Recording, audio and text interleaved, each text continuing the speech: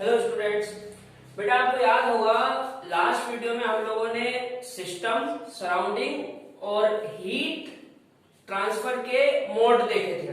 ठीक है, आज हमको डिस्कस करना है थर्मोडायनेमिक का फर्स्ट लॉ, लेकिन उससे पहले अपन थर्मोडायनेमिक का जीरो लॉ डिस्कस करेंगे। ठीक है,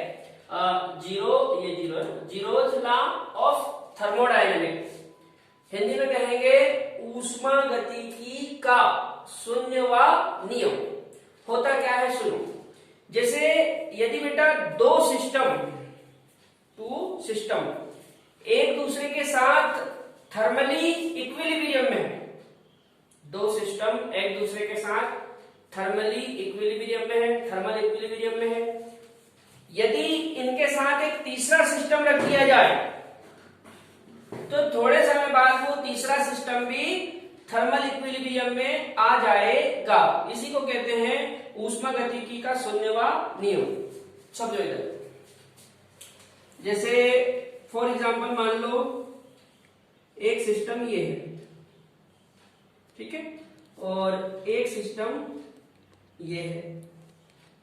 ठीक है, मान लेते हैं कि इसका टेम्परेचर 15 डिग्री है और इसका टेम्परेचर भी 15 डिग्री है, मतलब ये एक दूसरे के साथ थर्मल इक्विलिब्रियम में है, एक दूसरे के साथ काय में है, थर्मल इक्विलिब्रियम में।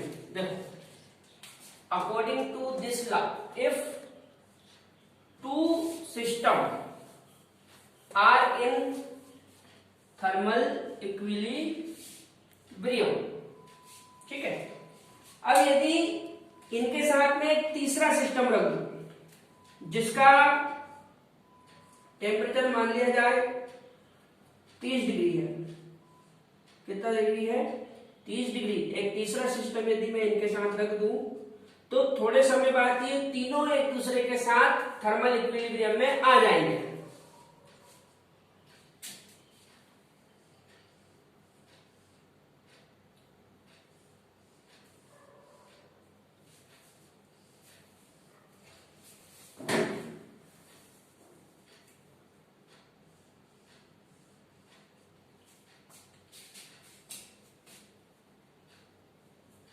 बहुत आसान है, देखो कैसे, जैसे ये दोनों तो पहले से एक दूसरे के साथ थर्मल इक्विलिब्रियम में थे, यदि मैं इस सिस्टम को भी इनके साथ मिला दूं तो थोड़े टाइम बाद ये तीनों एक दूसरे के साथ थर्मल इक्विलिब्रियम में आ जाएंगे। कैसे, 15 डिग्री इसका, 15 डिग्री इसका और 30 डिग्री ये, टोटल कितना हो गया 60 डिग्री, 60 डिग्री। अब 60 डिग्री को यदि मैं 3 पार्ट में डिवाइड करूं तो कितना कितना आएगा, 20 डिग्री ये हो जाएगा, 20 डिग्री ये हो जाएगा और 20 डिग्री ये हो जाएगा। अब ये तीनों बेटा एक दूसरे के साथ काय में आ गए,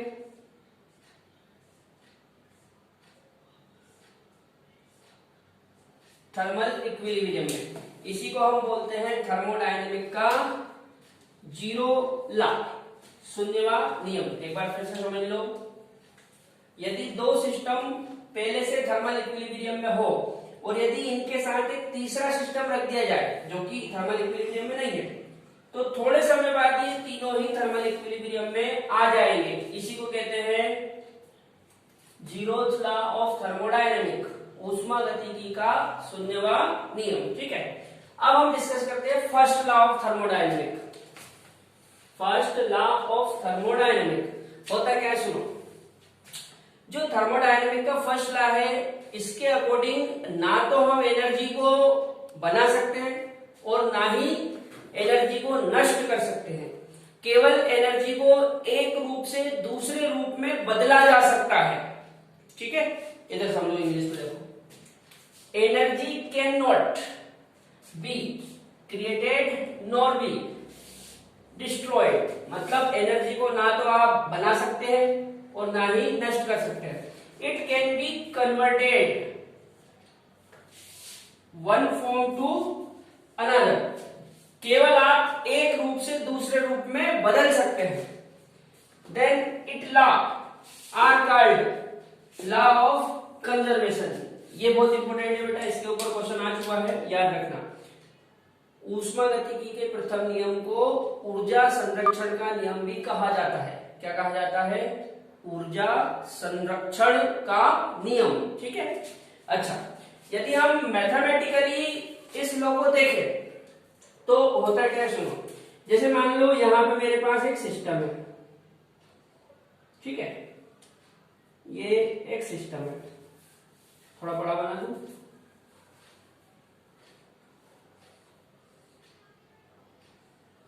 ये एक सिस्टम है, ठीक है। फिलहाल इसकी एनर्जी अपन मान लेते हैं E1 है। इसकी एनर्जी कितनी है? E1। यदि बेटा मैं इसको Q हीट दे दूं, Q क्या है? हीट। यदि मैं इसको हीट दे दूं तो जो हीट है वो भी एनर्जी का एक रूप है, तो वो इसमें आके ऐड हो जाएगी। तो ये कुछ ऐसा बनेगा।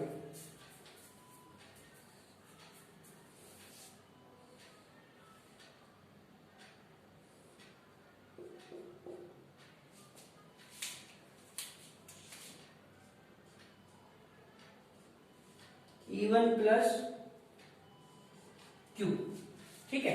अब यदि इस वाले सिस्टम पे थोड़ा वर्क किया जाए, वर्क डन मतलब काम किया जाए, ठीक है, तो आपको याद होगा वर्क भी एनर्जी का ही एक रूप है। तो जब हम इस सिस्टम पे वर्क करेंगे तो वो वर्क इसमें ऐड हो जाएगा। तो ये बन जाएगा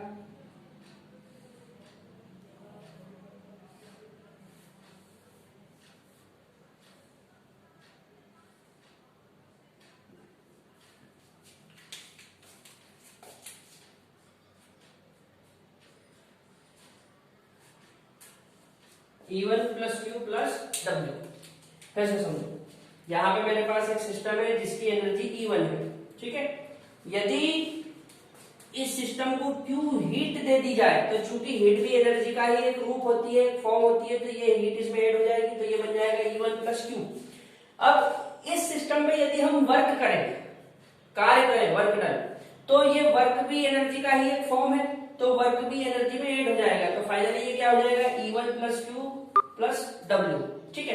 अब आगे ये क्या होगा वो समझते हैं। इस तरह बता दूं, चलिए इधर देखते हैं। अच्छा बेटा, अब इधर समझो, देखो ये E1 plus Q plus W, पहले एनर्जी E1 थी, जब उसको अपन ने हीट दी तो हीट ऐड हो गई, जब उसके ऊपर वर्क करा तो वर्क ऐड हो गया। अब आप एक चीज समझो, पहले एनर्जी E1 थी, ठीक है, फर्स्ट में जो एनर्जी थी वो क्या थी? E1, लेकिन आपने बाद में उसमें हीट को ऐड कर दिया, वर्क को ऐड कर दिया, तो अब एनर्जी बदल गई, ठीक है। अब एनर्जी क्या हुआ? बदल गई। तो अब एनर्जी क्या हुई होगी? इधर समझो,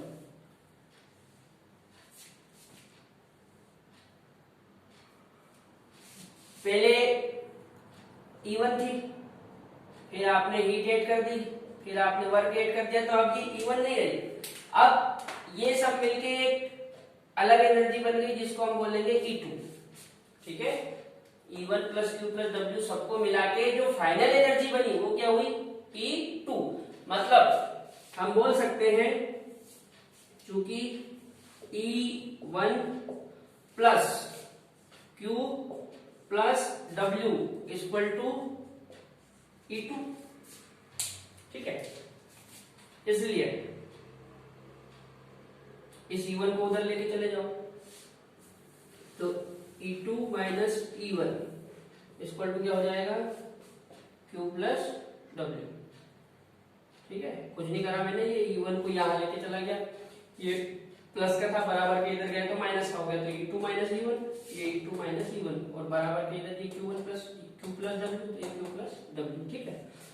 अब यदि आपको डेल E पता हो तो डेल E इक्वल टू होता है E2 minus E1। Del E equal to क्या होता है? E2 माइनस E1, ये डिफरेंस है। तो यहां पे मैं ये इसकी जगह पे क्या लिख सकता हूं? Del E equal to Q plus W।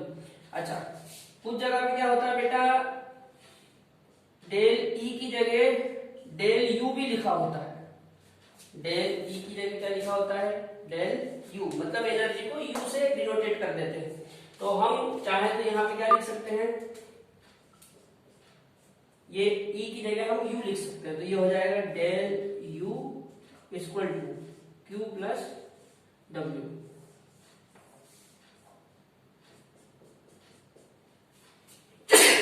Sorry, ये फॉर्मूला बेटा सबसे ज्यादा इंपॉर्टेंट है, ठीक है, इसके ऊपर हमारे सवाल बनते हैं और एग्जाम में भी बहुत आते हैं, तो इसमें याद रखना del U equal to Q plus W.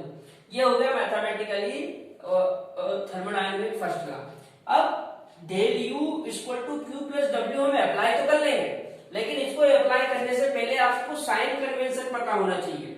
अब साइन कन्वेंशन क्या होता है, इधर सुनो, साइन कन्वेंशन होता है क्या, सुनो, यदि सिस्टम हीट को यदि सिस्टम एनर्जी को एब्जॉर्ब कर रहा हो, क्या कर रहा हो, देखो, if energy is absorb by the system, मतलब यदि सिस्टम एनर्जी को एब्जॉर्ब कर रहा हो, हमारा सिस्टम ऊर्जा को अवशोषित कर रहा हो, तो हम साइन लिखेंगे डेल यू इक्वल टू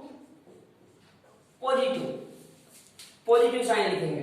अच्छा, दूसरा देखो, if energy is released by the system, मतलब हमारे सिस्टम में से यदि एनर्जी रिलीज हो रही है, सिस्टम में से एनर्जी बाहर की ओर मुक्त हो रही है, रिलीज हो रही है, तो फिर साइन कन्वेंशन क्या लिखेंगे, फिर लिखेंगे del U equal to negative, ठीक है। अच्छा, अगला, if heat is absorbed by the system, यदि हमारा सिस्टम हीट को एब्जॉर्ब कर रहा है, मतलब ऊष्मा को अवशोषित कर रहा है, तो फिर साइन कन्वेंशन बनेगा, ये क्यू हीट है, heat equal to positive. Next, if heat is released by the system, मतलब सिस्टम हीट को रिलीज कर रहा है, तो फिर ये बनेगा Q इक्वल टू नेगेटिव। अच्छा, next, if work is done on the system, यदि हम सिस्टम के ऊपर काम कर रहे हो, यदि हम सिस्टम के ऊपर वर्क कर रहे हो, तो फिर वर्क को क्या लिखेंगे, positive. But if work is done by the system, लेकिन यदि सिस्टम खुद वर्क कर रहा है, हम वर्क नहीं कर रहे, सिस्टम खुद वर्क कर रहा है, तो फिर वर्क क्या हो जाएगा, नेगेटिव। एक बार फिर से सुनो, यदि सिस्टम एनर्जी को एब्जॉर्ब करे तो पॉजिटिव, यदि सिस्टम एनर्जी को रिलीज करे तो नेगेटिव, यदि सिस्टम हीट को एब्जॉर्ब करे तो पॉजिटिव, यदि सिस्टम हीट को रिलीज करे तो नेगेटिव, यदि सिस्टम पर कार्य किया जाए तो पॉजिटिव, और यदि सिस्टम खुद काम करे तो नेगेटिव। ये साइन हमको सवाल सोल्व करते समय यूज करना है, ठीक है बेटा। कैसे यूज करते हैं मैं एक सवाल से आपको समझा देता हूं, है ना, इधर देख लेते हैं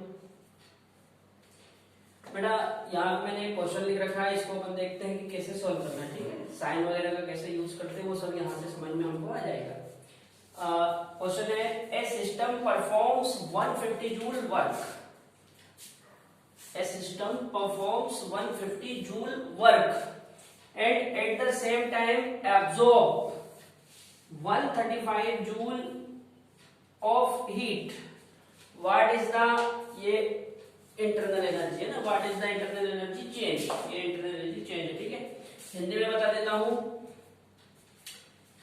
एक निकाय 150 जूल कार्य करता है तथा उसी समय 135 जूल ऊष्मा उस निकाय के द्वारा अवशोषित की जाती है, तो निकाय की आंतरिक ऊर्जा में क्या परिवर्तन होगा। पहले अपन साइन कन्वेंशन के थ्रू देख लेते हैं कि हो क्या रहा है। देखो, गिवन, पहले हीट की बात कर लेते हैं। गिवन, यदि हीट की बात में करूं बेटा, तो हीट का क्या हो रहा है, एब्जॉर्ब 135 जूल, मतलब जो सिस्टम है वो 135 जूल हीट को एब्जॉर्ब कर रहा है, 135 जूल ऊष्मा को अवशोषित कर रहा है। अभी मैंने साइन कन्वेंशन में बताया था कि जब सिस्टम हीट को एब्जॉर्ब करे तो हीट को प्लस में लेते हैं, मतलब Q इक्वल टू क्या हो जाएगा, प्लस 135 जूल। ठीक है।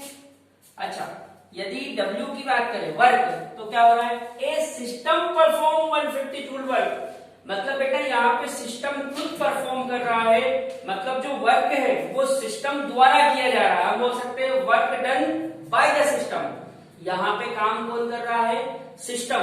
और जब सिस्टम वर्क करे तो साइन काय में लेते हैं, नेगेटिव में, तो ये जो 150 है ये काय में आ जाएगा, नेगेटिव में। ठीक है, ये हो गया साइन कन्वेंशन। अब बस हमने वो फॉर्मूला लगाना है। फॉर्मूला क्या है बताओ, फर्स्ट लॉ ऑफ थर्मोडायनेमिक का, अरे del U equal to Q plus W, ये हमारा फॉर्मूला है। अब ये जो वैल्यूज है इनको आप साइन के साथ रखो, del U equal to plus 135, तो प्लस का तो कोई मतलब है नहीं, आप सीधे सीधे रख दो 135, फिर ये वाला प्लस। अच्छा, वर्क यहाँ पे नेगेटिव में है तो आपको नेगेटिव साइन को लेना पड़ेगा।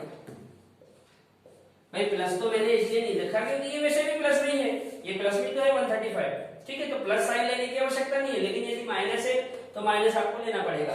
अब देखो ये कितना हो जाएगा, 135, तो ऐसा कैसे, ये प्लस माइनस क्या हो जाएगा, माइनस, और ये 150।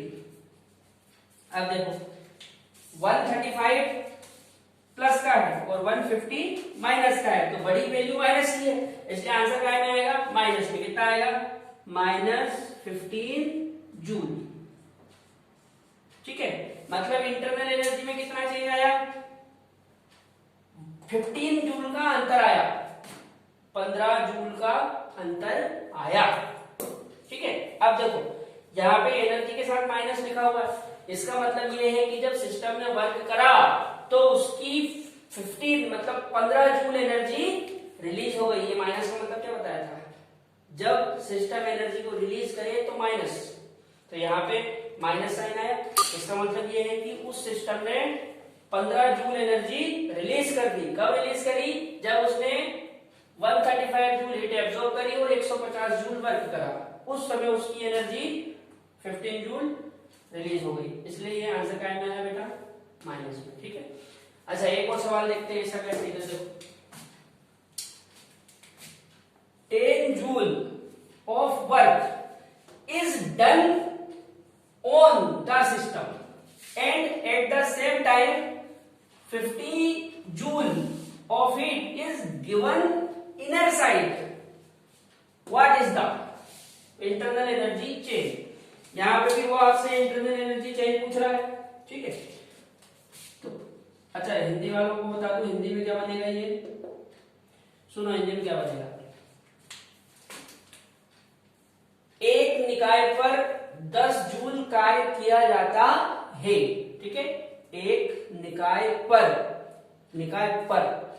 10 जूल कार्य किया जाता है तथा उसी समय 50 जूल ऊष्मा अंदर की तरफ दे दी जाती है। अब अंदर की तरफ दे दी जाती है, अंदर की तरफ दे दी जाती है मतलब निकाय को दे दी जाती है ना, तो उसी समय 50 जूल ऊष्मा अंदर की तरफ दे दी जाती है, आंतरिक ऊर्जा में परिवर्तन क्या होगा। ठीक है, समझो आप यहां पे पहले यदि वर्क की बात करें या पहले हीट की बात कर लेते हैं, हीट ये 50 जूल, तो Q इक्वल टू देखो same time 50 joule of heat is given inner side. Inner side मतलब कहां, जैसे कोई निकाय है तो उसमें अंदर की तरफ, मतलब निकाय को यहाँ पे बेटा हीट दी गई है, मतलब सिस्टम ने हीट को एब्जॉर्ब करा है, तो हीट काय में लिखेंगे, प्लस साइड में। अब प्लस तो ये रहा, कितनी है 50 जूल, ये क्लियर। अच्छा कार्य की बात कर लेते हैं, work is done on the system. On the system मतलब सिस्टम के ऊपर कार्य किया जा रहा है, किसके ऊपर, सिस्टम के ऊपर। जब सिस्टम के ऊपर कार्य किया जा रहा है तो कौन कर रहा होगा, अपन। तो जब हम सिस्टम के ऊपर काम करते हैं तो कार्य को काय में लिखते हैं, प्लस में। तो यहाँ पे जो 10 है, ये काय में लिखेंगे, ये भी आपका प्लस में ही आएगा, प्लस 10 जूल। समझ में आ रहा बेटा? सिस्टम को अंदर की तरफ हीट दी, मतलब सिस्टम ने हीट को एब्जॉर्ब करा तो हीट को प्लस में लिया, और चूंकि सिस्टम के ऊपर कार्य किया जा रहा है तो हम कार्य कर रहे हैं, इसलिए कार्य को भी काय में लिखा मैंने, प्लस में। अब सिंपल सा है, आप फॉर्मूला लगा दो,